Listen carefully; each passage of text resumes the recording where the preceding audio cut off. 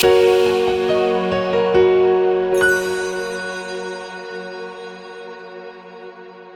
sa choir si Nanay Margie, tsaka si Brother Robic, bagong miyembro ng ating samahang choir. Nagpapasalamat din po ang inyong lingkod sa inyo pong pa-birthday last Sunday at tsaka po doon sa mga nakakaiyak niyong mga birthday greetings. Sabi nga nung isang tito ko, nung pinanood daw niya yun, ay hindi niya mapigilang lumuha. Salamat sa ating kapdi, sa inyong ginawa. Patuloy kayong paghusayin ng Diyos sa inyong talentong ipinagkalob sa inyo ng Diyos para sa kanyang ministeryo. By next year, mga kapatid, ang atin pong target goal ay makabili po tayo ng service ng church. Makabili po tayo ng Travis para po meron po tayong display dito. No, bawal gamitin. Okay. Congratulations din sa ating summa cum laude, si Bani. Si Bani. Yung batang yan, nag-aral ng Bible School yan. Yun ang inuna niyang pag-aaral. Wala na siyang wala na siyang desisyon na mag-aaral pa secular. Pero dahil nag-pandemic, nasara yung Bible school natin, kaya nag-aaral na siya ng secular school. At sa biyaya ng Panginoon, pag inuna mo talaga siya, and all these things shall be added unto you. Marami pang kabataan tayong makita dito sa church na nagtatagumpay sa buhay dahil sa tulong ng Panginoon. Dahil sinusuklian ng Panginoon yung kanilang mga katapatang ginagawa sa Kanya. Ano po? Kaya salamat po sa Panginoon sa mga victory na ipinagkaloob sa atin ng Diyos. Sabi ko nga kagabi, hindi lamang lagi nating babanggitin si Tatay Jimmy ay may sakit. Si Amara nga pala ay ooperahan po sa July 18. Panalangin po natin. Hindi lang ganun ang balita sa kanila, kung hindi may balita rin ng tagumpay. Ganun ang kabuti ang Diyos, binabalansi niya yung bawat sitwasyon po natin. Hindi po laging nasa ilalim, kung hindi minsan gumugulong din. Parang gulong na kumisay nasa ibabaw din tayo. Kaya after ng mga pagsubok, lagi natin tatandaan, yan dan po ang pagpapala ng Panginoon. Ano po? Ngayon pong umaga, meron pong magpipreach, hindi po ako. At siguro po, yung pong opisina ko, bawal po muna pong pumasok doon hanggang hindi po tinatawag. Kasi yan po yung aming temporary shelter muna. Baka magulat kayo doon, may kaldero, may Kaya bawal po muna pumasok po doon, no? Restricted area po muna yun, ha? Liban na lang po kung ipapatawag po kayo doon. No po? Kaya ganun po muna tayo. No po? Kaya, ayun, may humabol po. Ito po yung mga bisita ng Mines. Ayan, amen. Ayan. Ipag-pray po ninyo na hindi po umulan mamaya kasi may practice po ang basketball team natin. At mamaya after worship, ipi-play po yung naging championship ng Berean Basketball. Hindi para ipagmayabang kung hindi para i-enjoy ang ginawa ng Diyos sa buhay po ng basketball team ng Berean. Ano po? At saka may mga prospect po tayo ngayon. Itong mga bisita natin, itong si Andre at saka itong bisita ng Mines. Magta-try out sila pagka nagkaroon ng practice tapos ida-drop natin kung sino ang first round pick at saka yung second round pick. Amen. Praise the Lord. Okay, are you ready? Okay, kung ready na, tayo po'y makakarinig ng salita ng Diyos. Tawagin po natin tagapagsalita, ang aking pong kapatid, ang aking kuyang. Walang dilit iba, hindi si Brother Alvin Magat.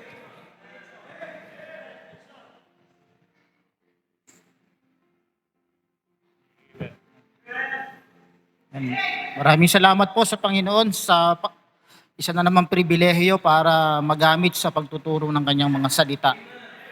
Yan. Lilinawin ko lang po, hindi po ito sunglass ha. Reading glass po ito. May kulay lang. Yan. Kaya salamat sa Panginoon. Nawa po magkaroon na nga talaga tayo ng sasakyan sa darating na taon para yung mga soul winning natin kapag tayo lumalabas, lalo na yung mga maliliit na bata, sana makabili tayo ng puting van para may pansundo na sa kanila. Sige po, tumayo po tayong lahat. Tayo po ay manalangin.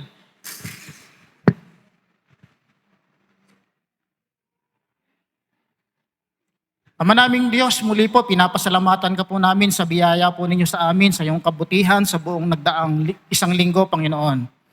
Maraming salamat, Panginoon, sa napakarami naming pagkukulang, pagkakamali, pero Panginoon, kami patuloy mong inuunawa, pinapatawad, Panginoon, at binibiyayaan. Maraming salamat, Panginoon, sa iyong kabutihan sa amin, sa iyong habag. Hindi kami karapat-dapat sa anumang mabuting bagay, pero dahil sa biyaya mo't habag, kami, Panginoon, ay pinagkakalooban mo pa rin palagi, Panginoon, ang aming pangangailangan. Tulungan mo kami, Panginoong Diyos, na lagi kang alalahanin, laging magpasalamat sa iyo sa anuman ang dumarating sa aming buhay, Panginoon, sapagkat sabi nga ng salita mo sa aklat ng mga awit, kahit na ang pagluha ay magdamagan, pero sa umaga ay dumarating ang kagalakan. Salamat, Panginoon Diyos, sa iyong mga dakilang pangako na ito. Dapat po namin itong panghawakan upang aming maging kalakasan, Panginoon, sa mga hamon ng buhay. Sa araw pong ito, Panginoon, dalangin po namin, kami po iyong turuan. Ipabatid po ninyo sa amin, Panginoon, kung ano yung wastong aral, Panginoon, at ipakita nyo sa amin kung ano yung mga maling aral na dapat naming matutunan, Panginoon, upang ito'y aming maiwasan at aming makilala, Panginoong Diyos. Salamat po ng marami sa biyaya mo. Tulungan po ninyo kami, Panginoon. Patawad sa anumang aming pagkukulang.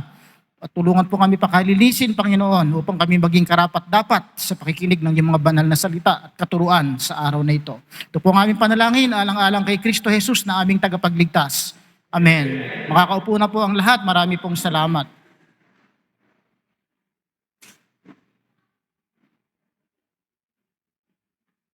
Yan, ang topic po natin ngayon sa umagang ito ay patungkol po sa mga doktrina. Yan. Mga doktrina naman po tayo ngayon. Ito po yung katanungan. What is the doctrine of devils? Yan po yung ating title, ano? What is the doctrine of devils? Yan. Hinango po natin to sa iba't ibang aralin at ating pinagsama-sama para ating kilalanin kung ano-ano nga ba yung tinatawag na mga doctrine of devils. Meron pala niyan, ano? Parang yung aklat ng araw na pinamimigay sa DCAS, yung satanismo. Paano ba makakaiwas laban dito? Yan, may mga ganun pong mga aklat na pinamimigay noon ng DCAS. Yan. Sabi po sa Biblia, sa mga huling yugto daw po ng panahon, ay maraming iba't ibang mga maling katuruan ang magsisilitawan. Ayan, sa huling panahon, ano? Kaya pagka may mga nababalitaan kayong mga sa paligid ninyo, sa kapitbahay ninyo, may mga maling katuruan, may clue na kayo. Alam na na talagang nasa mga huling panahon na talaga tayo. Ayan. Magsisilitawan daw kasi yan sa huling panahon. At kakalat, hindi lamang sa ibang bansa, kundi pati na rin sa social media. Yan, maraming, yan ang ano ngayon yan ang ano ng komunikasyon ngayon social media, kaya diyan talaga nila papakalatin yung mga doktrina ni Satanas. At maging dito sa Pilipinas, ay napakarami ng mga maling katuruan. Ito ay mga doktrina na mula sa mga dyablo.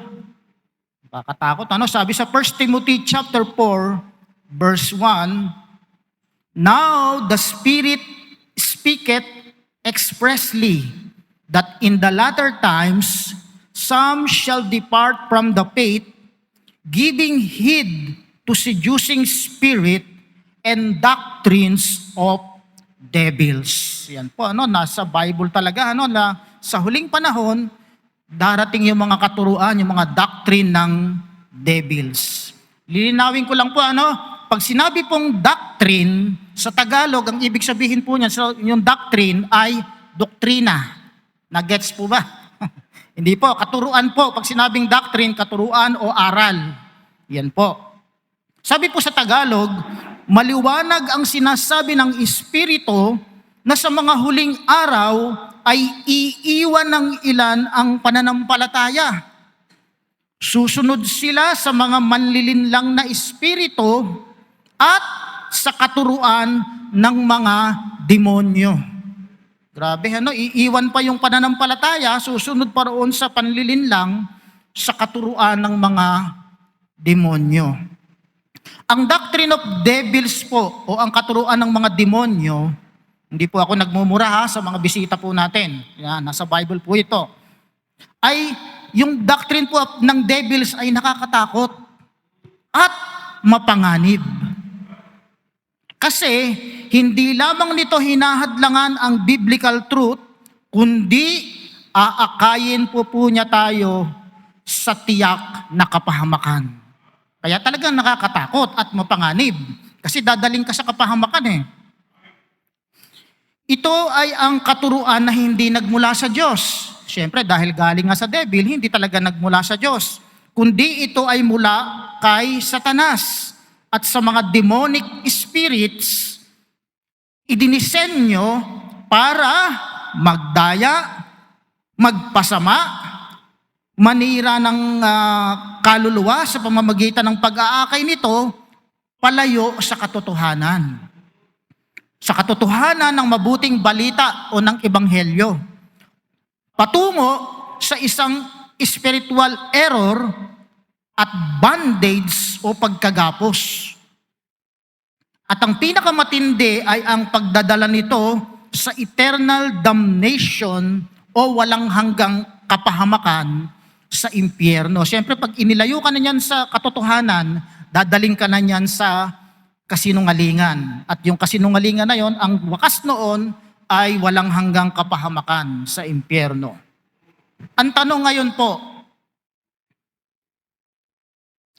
saan ba nagmula yung doctrines of devil? Origin of the doctrine of devil. Saan ba siya nagmula? Ang Bible po ay malinaw na nagtuturo na si Satan ay ang master deceiver. Yan. Si Satanas po, Panginoon din siya, kaya lang Panginoon ng pandaraya. Sabi ng John chapter 8:44, siya daw po ay ang ama ng kasinungalingan at walang katotohanan sa kanya dahil likas siyang sinungaling.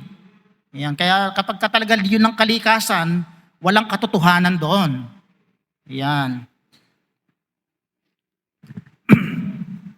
Ang kanyang goal o layunin ay i-corrupt ang truth of God's Word. Yan po ang layunin ni Satan. No? Yung salita ng Diyos, sisirain niya, papapangitin niya, sisirain niya at saka talagang pasisinungalingan niya yung salita ng Diyos. Example nga natin, yung pinag-aralan natin noon sa Sunday School, ano, yung version ng Bible. Di ba? Kinukurap ni Satan yung mga Bible version. Buti na lang nakapag-preserve ang Diyos ng talagang Bible na translation na maaasahan natin ngayon. Walang iba kung hindi yung ating King James version na Bible. Yan, salamat sa Panginoon. Kahit anong gawin ni Satanas, na pagsira o pagkurap sa salita ng Diyos, nagpe-preserve pa rin ng Diyos ng katotohanan. Dahil sabi nga ng Bible, heaven and earth will pass away, but my word shall not pass away. Yan.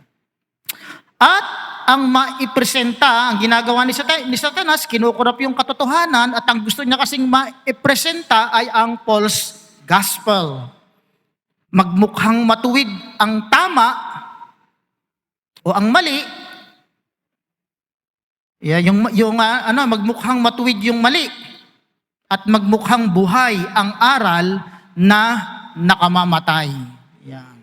Kaya po si Apostol Pablo, nagbigay na siya ng warning sa atin. Sabi na sa 2 Corinthians chapter 11 verse 15, sabi ni Pablo, mag-ingat daw tayo kasi si Satanas daw nagkukunwaring anghel ng kaliwanagan. Ayan. Pati yung kanyang mga alagad ay mga mukhang minister of righteousness. Magmumukhang mga matutuwid. Ang doktrina po ng devil ay hindi lalapit sa atin na sila ay mukhang nakakatakot. Ayan. Minsan hindi yan lalapit ng may sungay, na may hawak na malaking tinidor. Kasi pag ganon, devil to. Ayoko dito. Ganon kaagad ang tao, walang madadaya kapag kaganon. Kaya kadalasan, ito ay nasa mga pulpito. Ayan. Ang doctrine of devil nasa mga pulpito. Nakaputi. Wow, mga nakaputi yan.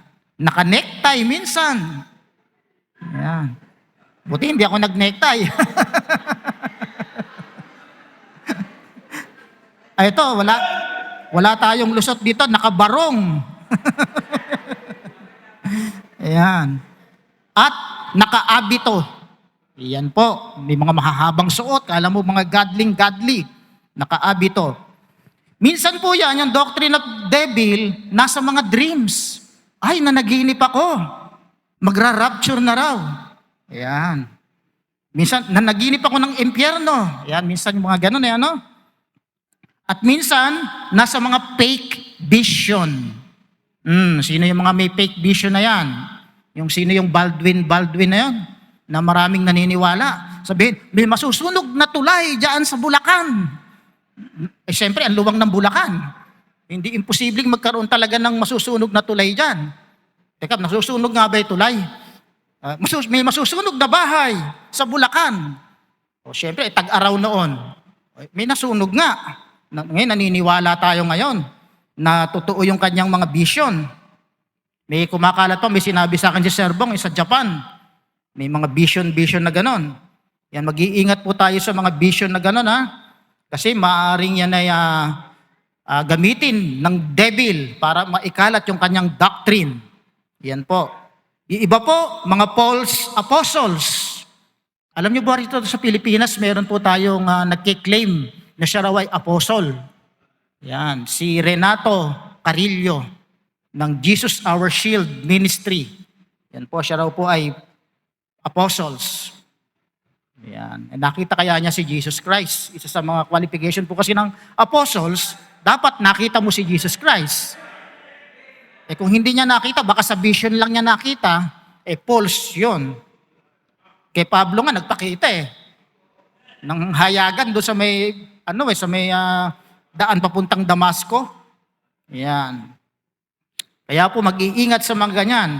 At mga religious system na mukhang Christians. Ay, Christian din kami. Ayan, kaya panatag ka naman ngayon, makikinig ka niya, sasama ka na sa kanya, makikinig ka niya sa tinuturo niya, mag-preach ka sa amin. Ayun, magiging gano'n na. Kasi nga, mukhang Christian. Pero, deeply corrupted. Yan, maraming nagke-claim na sila ay Christian, kahit nga yung pinakamalaking religion dito sa Pilipinas, sila daw ay Christian. Yan, pero hindi po totoo yung mga claim na ganon. Ang mga katuruan nila ay empowered by seducing spirits, mga invisible demonic beings na ang misyon ay hilahin ang mga tao palayo sa tunay na pananampalataya. Yan po, nakakatakot po talaga. Meron mga demonic spirit, mga invisible na umuudyok sa mga tao na yan para ituro yung kanilang false doctrine o yung doctrine of devils. Ikalawa, nalaman na natin kung saan nagmula yung doctrine of devil, mismong kay Satanas at sa kanyang mga kampon na mga demonyo. Ikalawa, what does this doctrine teach? Ano naman ang itinuturo nila? Dito magkakaalaman na.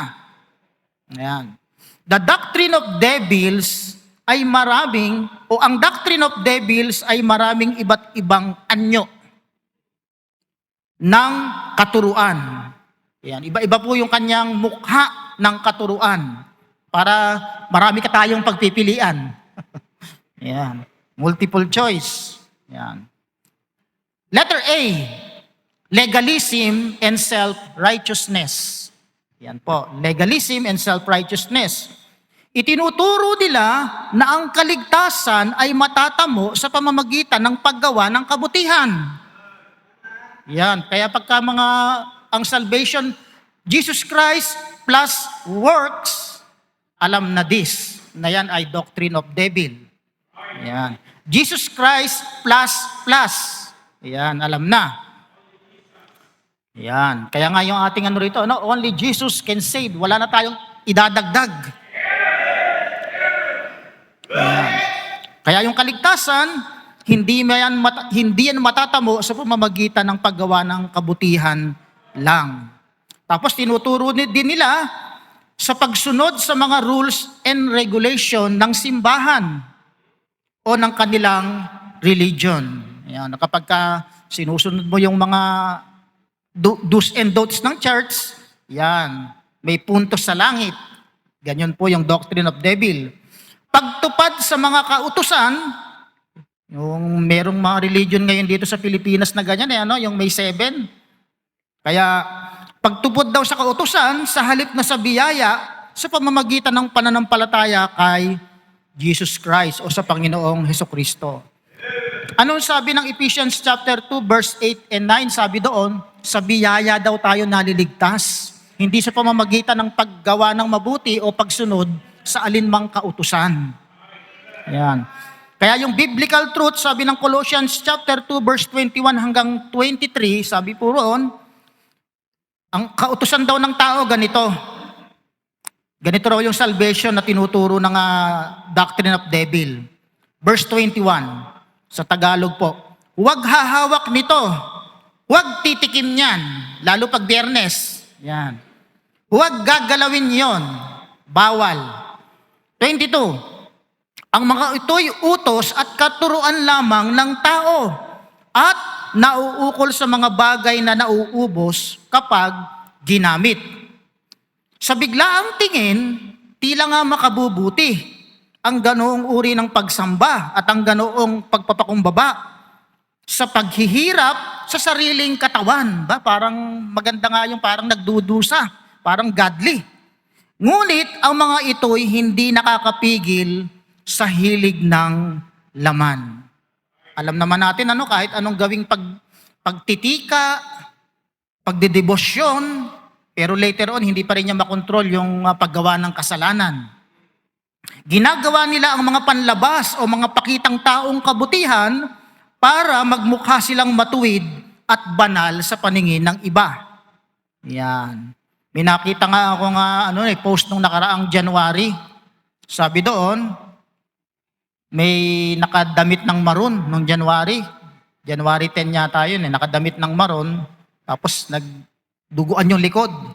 Pero may nakaupo sila sa isang sulok, merong gin.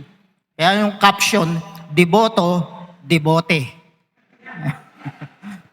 Yan. Kaya po talagang hindi yun, kumbaga yung pagpapahirap sa sarili, hindi siya way para mapigilan mo ang paggawa ng kasalanan. Hindi po yun ang makakapigil sa atin sa paggawa ng kasalanan. Kaya hindi po sapat ang good works o yung pagsunod, pagiging deboto, pagiging mapanata, hindi po yan sasapat para tayo ay maligtas. Kundi yung biyaya lang ng Diyos, kaya tayo magkakaroon ng kaligtasan sa pamamagitan ng Panginoong Hesukristo. Ito pa, ikalawa, letter B, turo ng dyablo, doktrina ng dyablo, hyper grace and lawlessness. Yan. Ito pong hyper grace, ito ay sobra ang pagiging taliwas o kabaligtaran niya sa katotohanan. Yan. Kaya Ma'am Grace, huwag kang magiging hyper. Yan. Ang katuroang ito ay nagsasabi na dahil mabiyaya naman daw ang Diyos, kaya okay lang kahit patuloy na magkasala. Yan. May talata pa sila, Romans 5:20. Habang sumasagana raw ang kasalanan, sumasagana rin yung biyaya ng Diyos.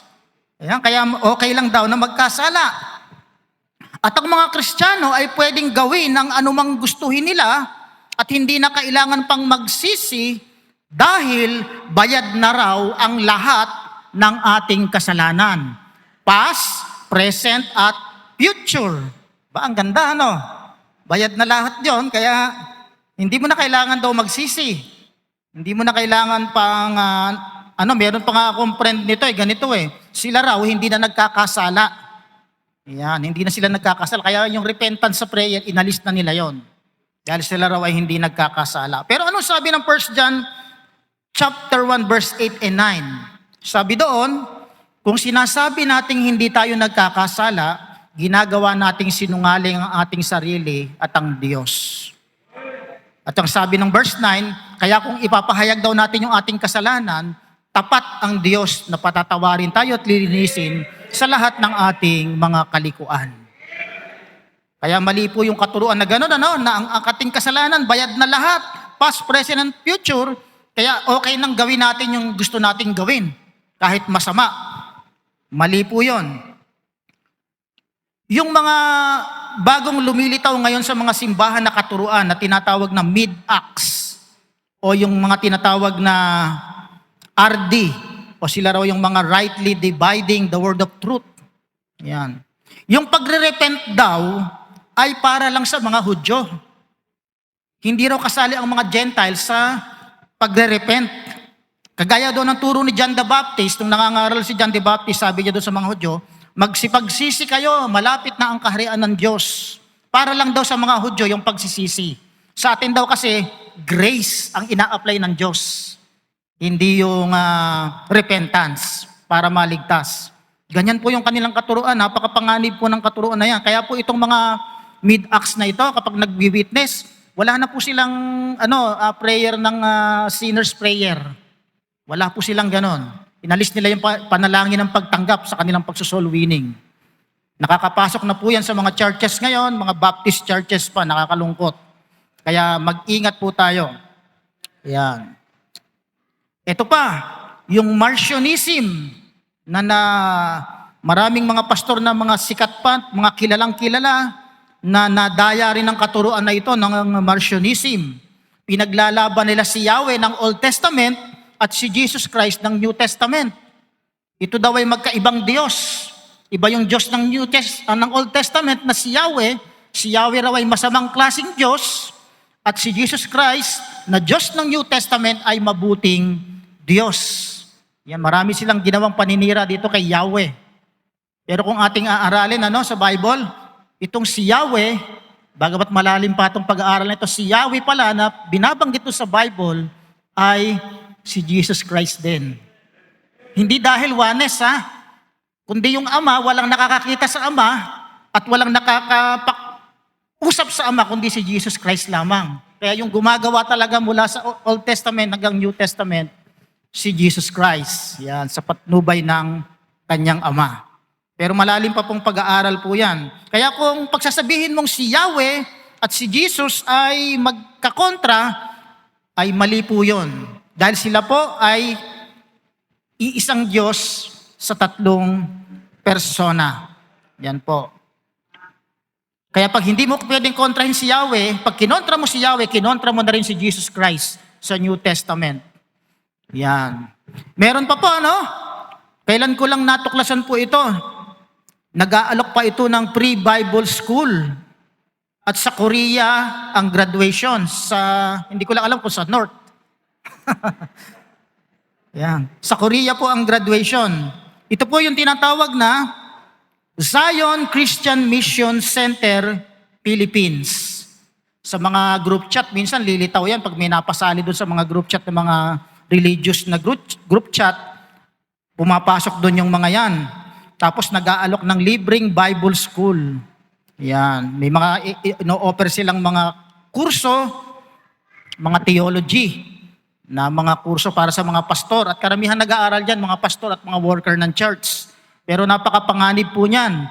Siya po ay ang founder po niyan ay si Lee Man Hey. Yan. At nagkiklaim po itong si Lee Man Hey na siya lamang daw ang the only interpreter na nakakapag-interpret ng tama ng aklat ng Revelation. Yan. Dahil siya daw yung modern John. At kiniklaim din itong si Lee Man Hey na siya daw ay immortal. Yan. Immortal daw itong si Lee Man Hey. Kaya napakapanganib. At sabi pa niya, ang maliligtas lang daw ay 144,000. Pero yung sumali yata sa Bible school nila, ay parang ilang libo na yung sumali ron. Pero nag-e-extend pa raw. Bukod sa 144,000, pwede pang mag-extend. Galing galing mandaya. Sabi ng Jude chapter 1 verse 4, sapagkat lihim na nakapasok sa inyong samahan ang ilang taong ayaw kumilala sa Diyos. Binabaluktot nila ang aral tungkol sa kagandahang loob ng Diyos upang mabigyang katuwiran ang kanilang kahalayan. Ayaw nilang kilalanin si Jesucristo, ang ating kaisa-isang pinuno at Panginoon. Noon pa mang una, sinabi na ng kasulatan ang parusang nakalaan sa kanila. Yan po yung mga katuruan na ganon ay sinabi na raw ng Diyos ang kaparusahan na nakaraan para sa kanila.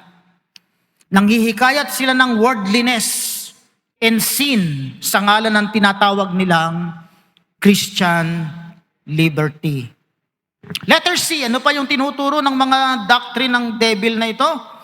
Worship of angels, worship of saints, and worship of dead spirits, o mga dead people. Yan. Ang pagdarasal sa mga anghel, tinuturo nila yan, yung sasambahin mo yung si San Miguel Arcangel, yan, yung mga anghel-anghel na ito. Yan. Kaya nga yung lugar namin doon, ang patron namin doon ay si SMB, si San Miguel. Yan. Kaya, at yung iba naman, sa mga namatay na santo. Yan. Wino-worship yung mga namatay na santo. Example po dyan, yung mga pagsamba po kay Mary, ng nanay ng Panginoong Jesucristo sa laman. Marami pong nalilinlang sa paggawa ng ganon, At saka yung mga apostles, sinasamba nila sila San Juan, sila San Pedro, San Roque, yan, mga ganon. Iba pang mga santo, Santa Ines, Santa Mesa, Santa Clara, ayan. At yung yung santo ng taga Guatemala, yung may sigarilyo, di ba? Imagine mo 'yan, sasambahin mo yung ganong naninigarilyo. Yan. At yung iba naman, ang inaalaya ng pagdarasal at panalangin at saka ng pagsamba ay yung mga namatay na mga ninuno. Yan, may mga ganyan po. Kaya minsan makikita mo sa post sa FB, Lolo, gabayan mo po kami. Binigyan pa ng assignment yun. Yung iba nag-aalay pa doon sa mga nuno sa punso. Dahil akala nabati sila, na matanda, di ba? Doon tayo doctrine po ng devil yung gano'n yung nag-aalay ka ng sa mga anito, sa mga nuno sa punso, sa mga maligno. Yan po, hindi po totoong Diyos ang napag-aalaya natin doon sa mga ganon. Kundi yun po ay katuruan ng mga demonyo. Sila yung ating napag-aalayan ng mga bagay na yon. Ito po ay mahigpit na ipinagbabawal sa Biblia. Colossians 2:18, Deuteronomy 18:10-12.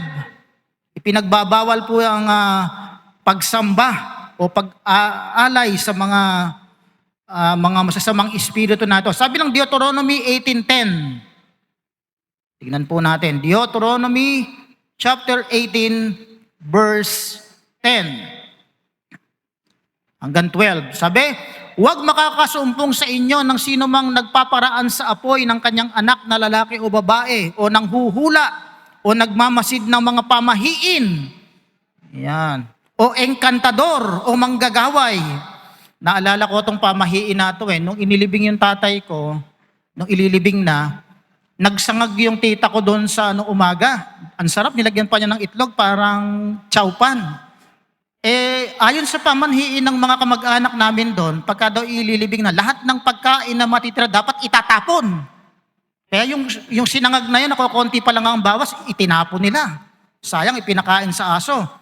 Nung nalaman ng kapatid kong si Dennis na gano'n ang ginagawa, yung isang talyasing kaldareta, itinago niya ron sa kwarto.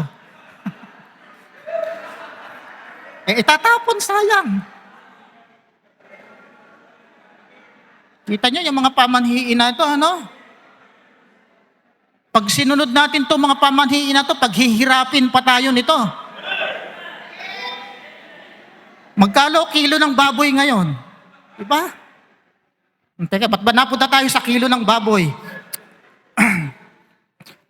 Nanghuhula o nagmamasid ng mga pamahiin o engkantador o manggagaway.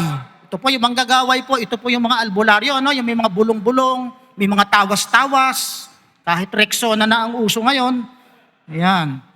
And verse 11, o engkantador ng mga ahas, nakikipagsangunian sa mga masasamang espiritu, o mahiko, o sumasangguni sa mga patay. Verse 12, sapagkat sino mang gumagawa ng mga bagay na ito ay karumal-dumal sa Panginoon. At dahil sa mga karumal-dumal na ito ay pinalaya sila ng Panginoon mong Diyos sa harap mo. Kaya po yung mga doctrine ng devil na yan, iiwas po tayo dyan. Well, dapat po makalaya na tayo sa mga katuruan na yan, na hindi sa Diyos, kundi sa diablo. Dadalin tayo sa paghihirap. Yan. Nagbebenta ng mga pampaswerteng ganun yung mga ano. Di sana sila lang bumili nun para sila naswertehin. Di ba? Tapos nanguhula. Di sa hulaan lang nila yung tatama sa loto. Di ba? Dahil ang paggawa nito ay nakapagbubukas ng daan upang tayo ay malinlang. Ang mga ito ay nagkukubli sa tawag na spiritual tradition. Ayan, kaya mag-ingat po tayo dyan. Sumunod po, letter D. Ano pa yung doctrine of devils? Prosperity gospel and greed. Ang doktrina na lang itinuturo ay kapag anak ka na raw ng Diyos, halimbawa, na born again ka na, anak ka na raw ng Diyos, ang purpose na raw ng Diyos sa buhay mo ay ang pagyaman mo. At saka ang gusto daw ng Diyos ay maging powerful ka, maging successful ka materially, at mawawala na ang lahat ng problema mo at sakit. Yan, ganyan po yung pangako ng ganyang katuruan, ano? Kaya lang daw po, mangyayari daw yan kung malakas daw ang faith mo. Yan. O kaya naman, kung gagawin mo raw yung tinuturo nilang sow a seed.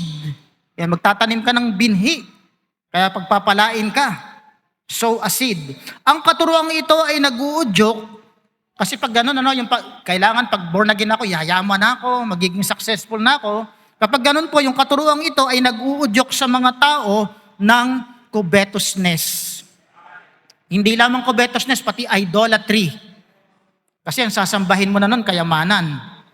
Kontra ito sa tinuturo ni Kristo, na sabi ng Panginoon, in this world, you will have trouble. Sa mundong ito, sabi ng Panginoon sa mga alagad, meron kayong kapighatian. Hindi sinabing sa mundong ito, ngayong Kristiyano na kayo, yayaman na kayo. Ang sabi ng Panginoon, meron kayong kapighatian. Hindi exempted ang Kristiyano sa kapighatian. John 16:33. Tapos si Apostol Pablo nga, dumanas ng hirap, ng gutom, muntik pang mamatay.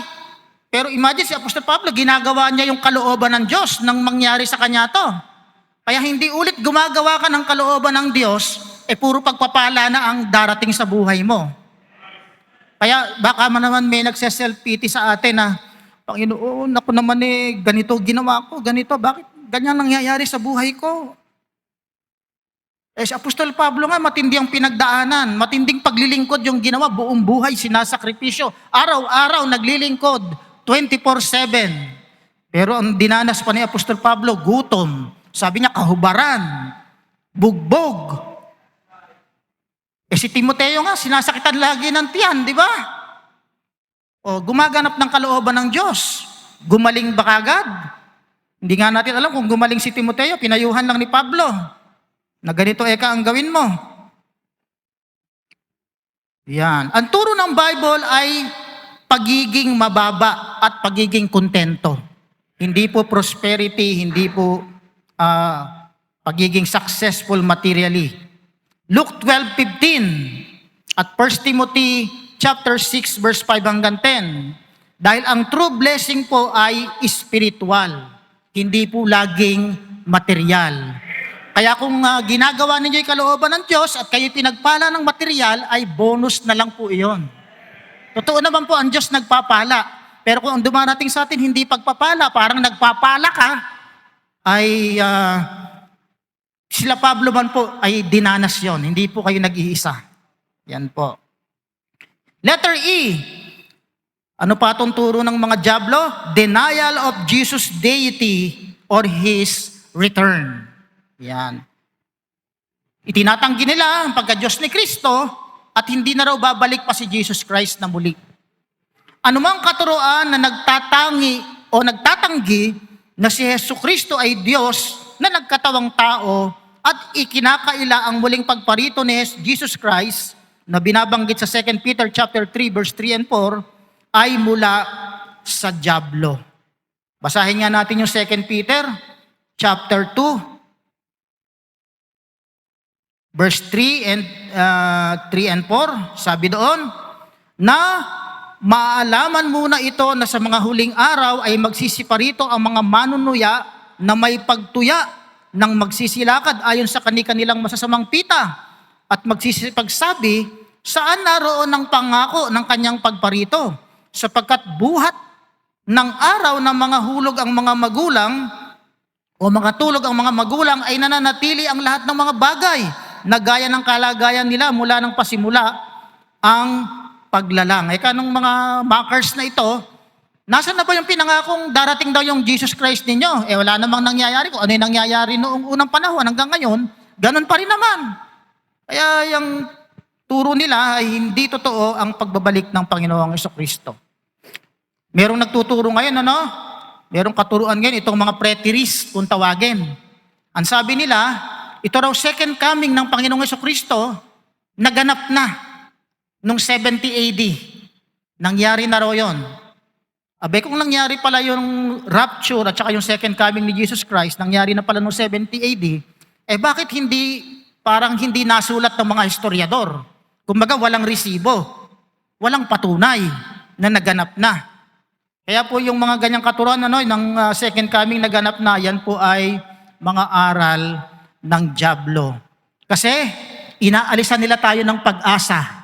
Di ba ang pag-asa natin, yung ating glorious hope, ay yung muling pagbabalik ng Panginoong Jesucristo.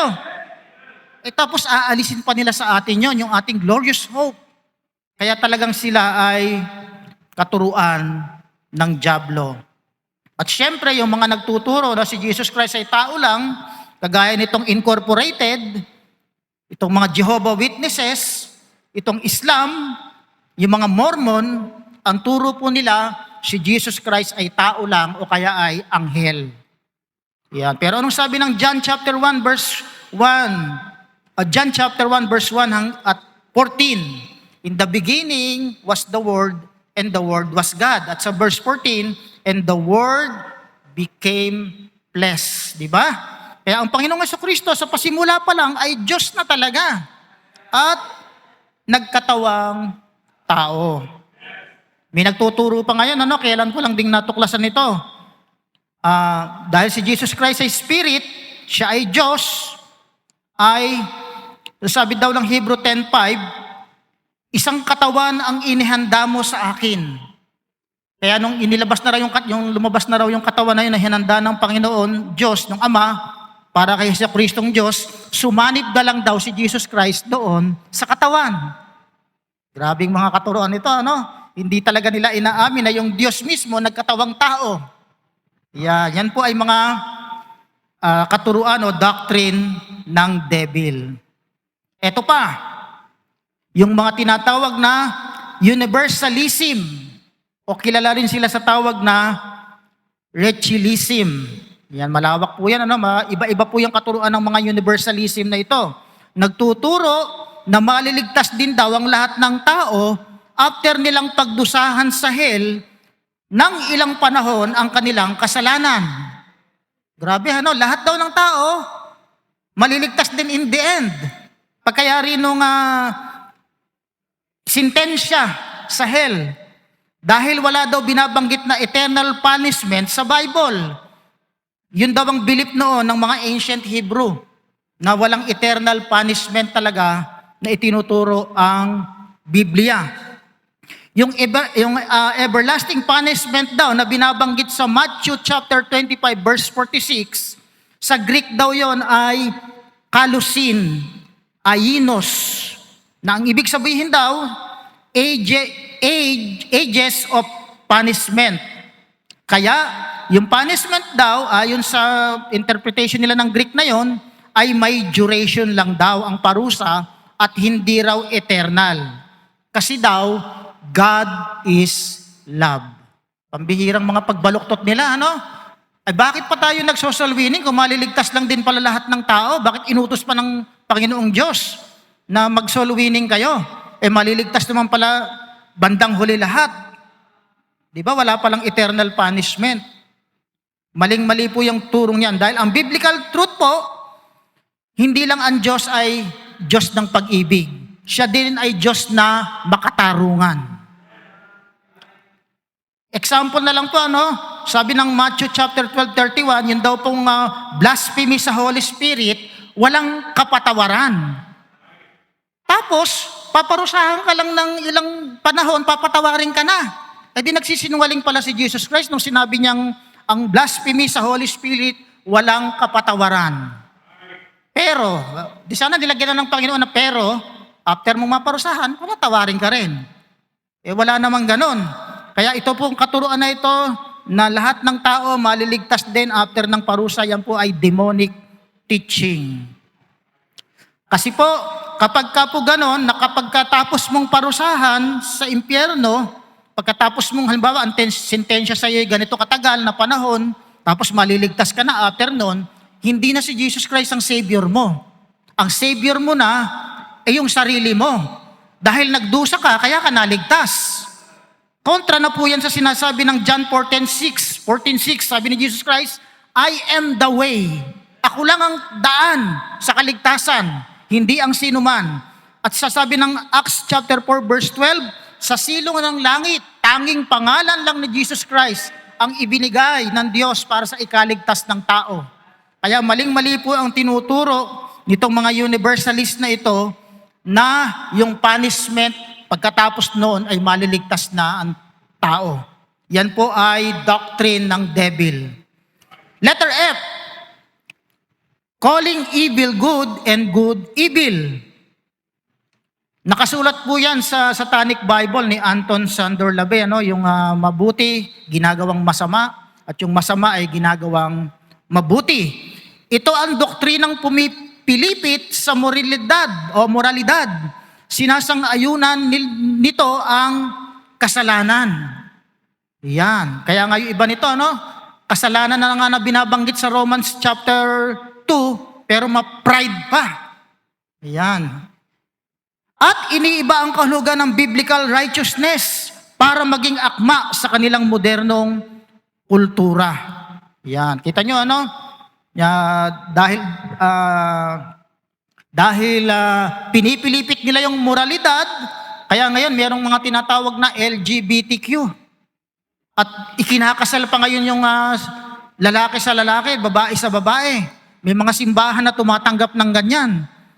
Kaya pag ganun po yung simbahan na nagsasagawa ng ganong ritual, yan po ay makakatiyak tayo na yan po ay nagmula sa doctrine ng dyablo. Anong sabi ng Isaiah chapter 5 verse 20? Sa aba nila na nagsasabing ang mabuti ay masama at ang masama ay mabuti, na inaaring dilim ang liwanag at ang liwanag ay dilim, na inaaring mapait ang matamis at ang matamis ang mapait. Binabaligtad yung mabuti, ginagawa nilang masasama. Kaya kung kinokondem natin yung mga ganong katuruan, binamasama pa nila tayo. Hindi raw tayo maibigin. Yan. Ikatlo, the danger and effects. Ano ang panganib at epekto nito sa ating buhay kapag tayo ay nahulog sa doctrine ng devil o ng mga devil? Ang panganib ng mga katuruan ito ay eternal, ang magiging sanhi. Ito, ang magiging sanhi nito ay mga ito. Fall away from the true faith. Mapapalayo po tayo sa ating pananampalataya kapag nakinig tayo sa mga ganitong katuruan o kapag nadaya tayo ng mga ganitong katuruan. Trust and lies that cannot save. Ang pagtitiwalaan na natin, yung mga kasinungalingan, pero hindi naman yun makapagliligtas. Become religious but lost. Kaya yung ibang mga sobrang mapag-religyoso, nagpapanata, pag tinanong mo yan, saan po ba mapupunta ang inyong kaluluwa pag kayo namatay? Ay, walang nakakaalam niyan.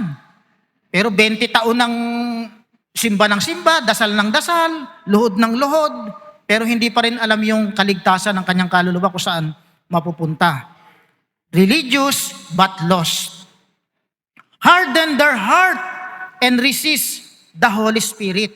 Kaya nga yung mga ganito, yung mga nakikinig sa mga maling aral na ganito, yung mga na-hook sa mga doctrine ng devil, matigas na ang kanilang puso. Hindi mo na kayang mag-penetrate ng ebanghelyo sa kanila. Talagang sila ay deboto, dekandado, mahirap ng bakbakin. Kaya nga po, ipinagbabawal natin sa ating mga church member na tatanggap tayo ng mga kumakatok sa mga bahay-bahay na may daladalang libreng babasahin daw, na may nakasulat na gumising, at saka bantayan, libreng babasahin, pero mamaya-maya hihingi ng donation. Huwag niyo pong pinapatuloy sa inyong mga tahanan, yung mga ganyang nagtuturo ng mga gano'n, yung mga kumakatok, nagbabahay-bahayan, masisipag yan. Mga naka-long sleeve, kahit tanghaling tapat, talagang nagbabahay-bahay. Doon nga sa amin, madalas may ganon, na napakasisipag. Yan. Meron silang Kingdom Hall. Mag-iingat po tayo sa mga ganon. Kasi po, yung mga ganong katuruan, sabi ng Biblia, kasumpa-sumpa sa Diyos. Yung mga nagtuturo ng gano'n, si Jesucristo ay tao lang. Tapos papapasukin mo yung sinusumpa ng Diyos sa bahay mo. Di ba? Kung pinapapasok mo yung sinusumpa ng Diyos sa bahay mo, ano mangyayari sa bahay mo? Nagiging kasumpa-sumpa na rin. Kaya nga tayo, hindi tayo dapat nagpapapasok ng mga iba't ibang uri ng mga ganong nagtuturo sa ating mga bahay. Sabi nga ni Pablo, wag daw, sabi niya dito sa Galatians chapter 1 verse 8, kung kami man o may isang anghel mula sa langit ang mangaral ng ebanghelyo na iba sa ipinangaral namin noon, ay siya nawa ay masumpa. Yan. Kapag may nangangaral daw ng iba sa itinuturo nila Apostol Pablo noon, sumpain. Kaya po, ingat tayo sa mga ganyang pumapasok sa ating mga tahanan. Ang aral nila ay hindi po harmless. Yan. Ito ay deadly, spiritual poison na sumisira sa iba't ibang denominasyon. Sumisira sa mga churches, binubulag ang mga kaisipan, naninira ng pamilya, at nagdadala ng kaluluwa sa impyerno dahil akala nila sila ay maliligtas, pero hindi pala. Ngayon, ang tanong, why do people follow doctrine of devils? Bakit gustong-gusto ng mga tao yung doctrine of devils? Kasi po, dahil ito ay mapang-akit. They appeal to flesh. At iyan ang gustong-gusto ng tao. Yung nag-glorify yung kanyang flesh, yung kanyang pagnanasa. Kaya sabi ni Apostol Pablo, pipiliin na lang nila kung sino. So ito daw mga ito, pipiliin na lang daw nila kung sino yung gusto nilang teacher na swak sa panlasa nila. Yung hindi sila pagbabawalan kahit labag na sa biblical standard. Nakasulat po yan sa 2 Timothy chapter 4 verse 3. Sabi doon, for the time will come when they will not endure sound doctrine, but after their own lust shall they heap to themselves teachers having itching ears. Tatalikuran na raw ng mga tao yung sound doctrine. Ba't ba sinabing sound doctrine? Kasi po talagang sa mga spiritual na tao, ang doktrina ng Diyos o yung katuruan ng Diyos, parang musika yan sa kanilang tenga. Masarap sa kanilang pakinggan yan. Pero sa huling panahon daw, lalayuan na ito ng mga tao. Hahanapin na lang nila, pipiliin na lang nila yung gusto nilang mangangaral. Ayaw nila nung sila'y nire-rebuke sa pamamagitan ng banal na kasulatan. Gusto nila yung mga mensahe na hindi nagre-require ng repentance. Yung Diyos na ang bine-bless pa ang kasalanan. at inaalis ang kahutulan. Yan, kagaya nung yung uso ngayon, yung Pride Month. Yan ang gusto nila ngayon. Yung gospel without the cross, yung nangangaral lang ng puro inspirational. Yan ang mga tinatanggap ng mga tao ngayon. Hindi na yung repentance sa pamamagitan ng gospel. Si Satanas po ay handang ibigay sa tao ang lahat ng gusto lamang nilang marinig. Pero ito po ay bitag o trap. Ang doktrina na ang nasusunod ay ang kagustuhan at layaw ng katawan ay kadalasang makapagpapahamak ng kaluluwa. Panghuli, paano po natin maiiwasan ang doktrina ng devils? How to avoid the doctrine of devils? Number 1, know the Word of God. Yan. Alamin mo yung salita ng Diyos, magbasa ka. Sabi nga ng 2 Timothy 2:15, study the Bible for yourself. Yan, wag po nating iasa lang paglinggo yung Bible reading natin dito. Magbasa ka ng Bible mo para maiwasan mo yung doctrine of devil. Ikaw mismo ang makakatuklas ng mga katotohanan. Meron niyang religion, pinagbabawal nila yung mga membro nila na magbasa ng Bible. Ikalawa, be filled with the Holy Spirit. John 16:13. Kasi pagka-filled ka ng Holy Spirit, He lead us into truth. Aakayin ka niyan sa katotohanan. Paano ba mapipilled ng Holy Spirit? Siyempre, para mapilled ka ng Holy Spirit, sabi sa Bible, wag mo siyang i-grieve. Paano ba nag-i-grieve ang Holy Spirit? Pag tayo'y nakakagawa ng kasalanan. Pag nakakagawa tayo ng kasalanan, sigurado yun, hindi tayo filled with the Holy Spirit. Kaya para mapuspos tayo ng Banal Espiritu, siyempre, avoid o lalayo sa masama o sa kasalanan. Ikatlo, test every spirit. 1 John chapter 4 verse 1. Iyan nga yung sinasabi natin kanina, no? Don't accept every preacher. Yung mga kumakatok sa mga bahay-bahay ninyo, wag niyo kagad pinapapasok o tinatanggap yung kanilang mga aral. Maging sa social media, no? Maging mapagmatsyag po kayo doon. Huwag kagad tinatanggap yung kanilang mga tinuturo. Saka yung mga vision. Usong-uso ngayon yung mga vision na yan. Ikaapat, love the truth. 2 Thessalonians 2:10. Kasi kapag love mo yung truth protects from deception. Yan, ilalayo ka niyan sa pandaraya. At number 5, stay watchful and sober. Sabi ng 1 Peter 5:8, yung diablo, kung sino yung hihina-hina dyan, yun yung kanyang bibiktimahin. Kaya magpakalakas po kayo, para hindi po tayo mabiktima nitong false o mga doctrine ng devil. Ika-6, despise false teaching. Don't tolerate false doctrine. Ephesians chapter 5 verse 11. Yan. At sa pangwakas, the doctrine of devil ay hindi lamang, o ang doctrine of devil ay hindi lamang simpleng mga maling katuruan. Ito ay ang spiritual agenda na papuntang impyerno.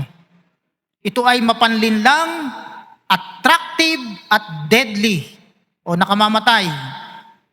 At nakakalungkot, marami na ang naiimpluwensyahan nito.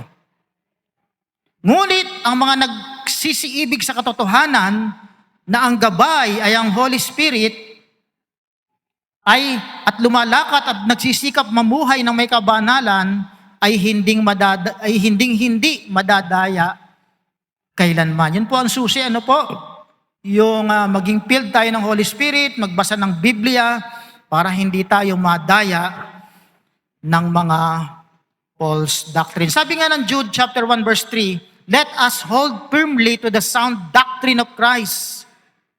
Titus 2:1, reject all counterfeit gospel and boldly contend for the faith that was once delivered to the saints. Yan.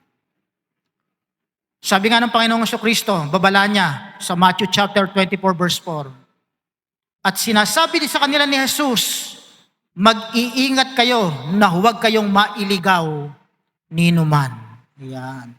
Babala po yan, binabala sa mga alagad. Mag-iingat daw po tayo na huwag tayong mailigaw ninuman. Hindi po tayo exempted sa babala na ito ng Panginoong Jesucristo.